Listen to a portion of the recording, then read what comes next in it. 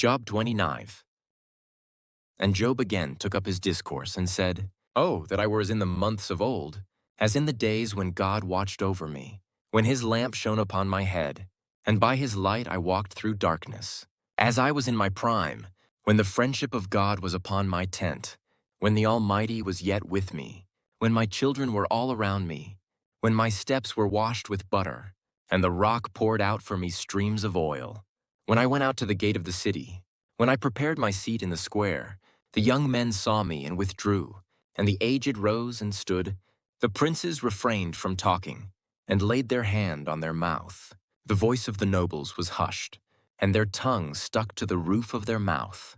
When the ear heard, it called me blessed, and when the eye saw, it approved, because I delivered the poor who cried for help, and the fatherless who had none to help him. The blessing of him who was about to perish came upon me, and I caused the widow's heart to sing for joy. I put on righteousness, and it clothed me. My justice was like a robe and a turban. I was eyes to the blind, and feet to the lame. I was a father to the needy, and I searched out the cause of him whom I did not know. I broke the fangs of the unrighteous, and made him drop his prey from his teeth. Then I thought, I shall die in my nest, and I shall multiply my days as the sand, my roots spread out to the waters. With the dew all night on my branches, my glory fresh with me, and my bow ever new in my hand. Men listened to me and waited, and kept silence for my counsel. After I spoke, they did not speak again, and my word dropped upon them. They waited for me as for the rain, and they opened their mouths as for the spring rain. I smiled on them when they had no confidence, and the light of my face they did not cast down. I chose their way and sat as chief, and I lived like a king among his troops, like one who comforts mourners. Job 30. But now they laugh at me, men who are younger than I, whose fathers I would have disdained, to set with the dogs of my flock. What could I gain from the strength of their hands? Men whose vigor is gone, through want and hard hunger. They gnaw the dry ground by night in waste and desolation. They pick saltwort and the leaves of bushes, and the roots of the broom tree for their food. They are driven out from human company. They shout after them as after a thief. In the gullies of the torrents they must dwell, in holes of the earth and of the rocks. Among the bushes they bray, under the nettles they huddle together, a senseless, a nameless brood.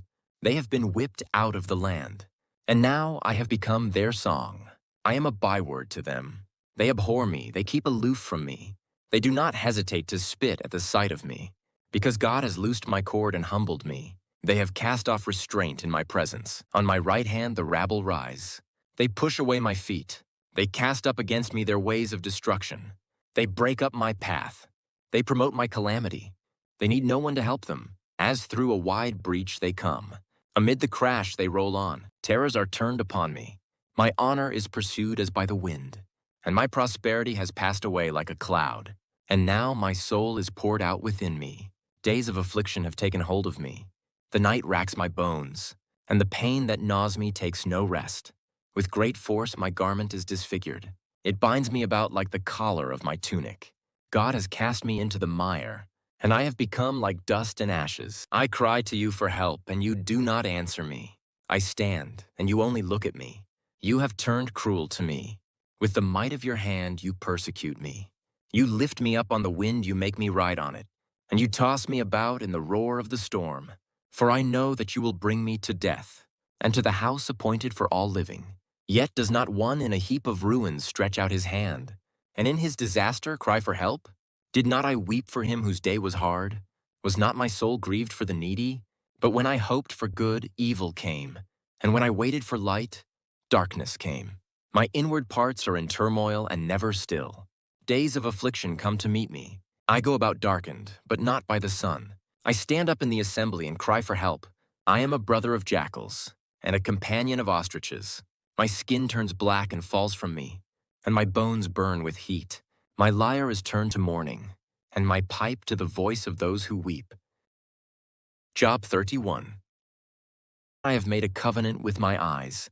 How then could I gaze at a virgin? What would be my portion from God above? And my heritage from the Almighty on high? Is not calamity for the unrighteous, and disaster for the workers of iniquity? Does not he see my ways, and number all my steps? If I have walked with falsehood, and my foot has hastened to deceit, let me be weighed in a just balance, and let God know my integrity.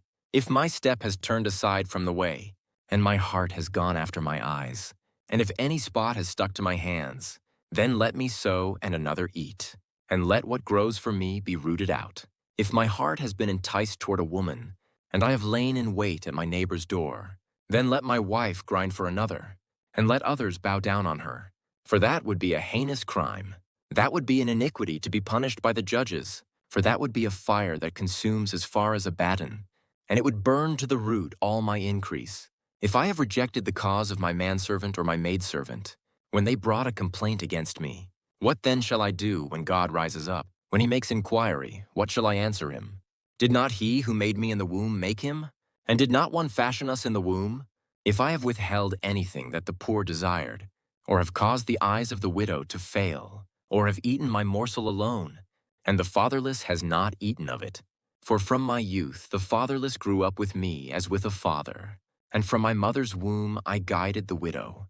If I have seen anyone perish for lack of clothing, or the needy without covering, if his body has not blessed me, and if he was not warmed with the fleece of my sheep, if I have raised my hand against the fatherless, because I saw my help in the gate, then let my shoulder blade fall from my shoulder, and let my arm be broken from its socket. For I was in terror of calamity from God, and I could not have faced his majesty. If I have made gold my trust, or called fine gold my confidence, if I have rejoiced because my wealth was abundant, or because my hand had found much, if I have looked at the sun when it shone, or the moon moving in splendor, and my heart has been secretly enticed, and my mouth has kissed my hand, this also would be an iniquity to be punished by the judges.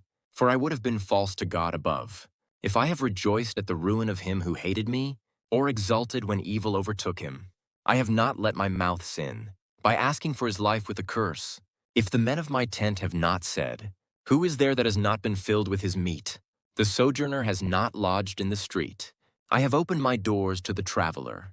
If I have concealed my transgressions as others do, by hiding my iniquity in my heart, because I stood in great fear of the multitude, and the contempt of families terrified me, so that I kept silence, and did not go out of doors. Oh, that I had one to hear me! Here is my signature. Let the Almighty answer me. Oh, that I had the indictment written by my adversary. Surely I would carry it on my shoulder. I would bind it on me as a crown. I would give him an account of all my steps. Like a prince I would approach him.